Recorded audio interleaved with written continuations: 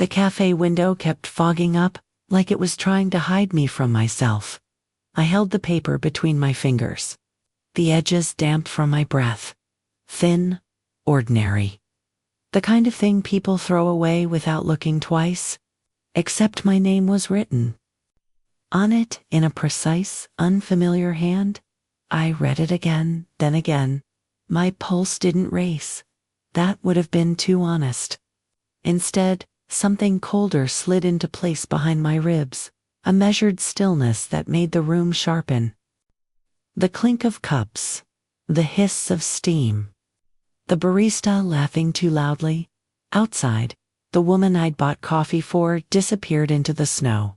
Her coat had been threadbare, her hands blue.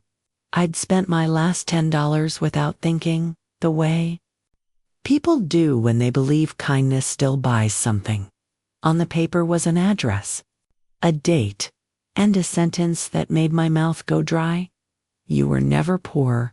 They just needed you to believe it. My phone buzzed. My son's name lit the screen. I didn't answer. I folded the paper with care, as if it were fragile, as if it might cut me if I wasn't gentle.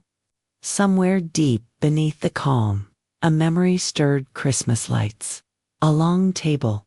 A woman laughing too brightly as she decided where I should sit, or if I should be invited at all. I took a sip of coffee. It tasted burned, perfect. He told me 3 days earlier. Not cruelly. Worse, politely. We think it's best if you don't come this year, he'd said, voice measured, rehearsed. Her parents are traditional. They might feel uncomfortable. He didn't say poor. He didn't have to. It sat between us, heavy and undeniable, like an odor he pretended not to notice. I listened. I always listened. That's how you survive being the woman people underestimate. I nodded while he spoke about image and impressions and how things were complicated right now. Complicated, as if love had a dress code. After the call, I sat in my apartment with the heat turned low to save money and stared at a photograph of him at 6 years old, missing 2 teeth, arms wrapped around my leg like I was the only solid thing in the world. I told myself this wasn't betrayal, just weakness. But betrayal has a quiet way of introducing itself. Small corrections, averted eyes, the way his wife never touched me unless someone was watching. The way money moved around me without ever landing in the cafe, with the paper folded in my coat pocket. Those moments rearrange themselves into a pattern. And patterns don't lie. The address on the paper led me to a law office that smelled like old books and discretion. I waited without asking questions. People like me learn when silence is currency. The man who finally met me didn't look surprised to see me. That unsettled me more than shock ever could. He spoke carefully, slowly, like someone walking around a sleeping animal. There had been a trust, established decades ago. My name had been attached to it from the beginning, sealed behind conditions I hadn't known existed. Conditions triggered by marriage, by lineage, by proximity to certain families. Families like my daughter-in-law's. I listened. I asked only for documents, dates, signatures, proof. Inside, something burned with a steady, disciplined heat. The homeless woman wasn't homeless. She was a private investigator who had run out of time and options.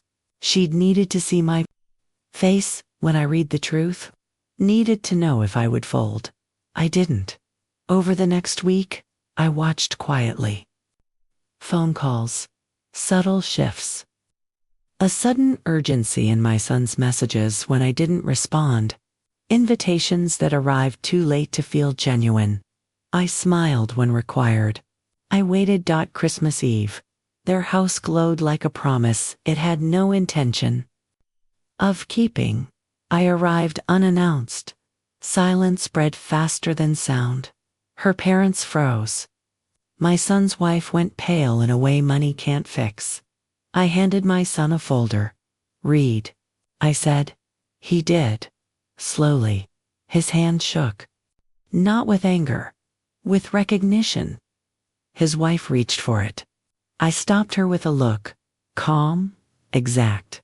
The truth sat between us.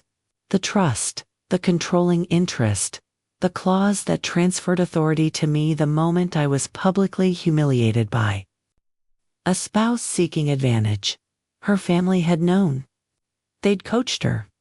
My son had been useful, disposable. He looked at me then. Really looked. As if seeing the cost of his silence for the first time. I felt nothing. "I won't take it from you." He whispered. "I know," I said. I turned to her parents. Thanked them for hosting. Mentioned the restructuring that would occur at midnight. Assets, boards, influence. Their smiles cracked. Just slightly to my son's wife, I said nothing. Silence is more devastating when someone understands its weight. I left before dessert. I walked home through the cold, without hurrying. Power isn't loud. It doesn't announce itself.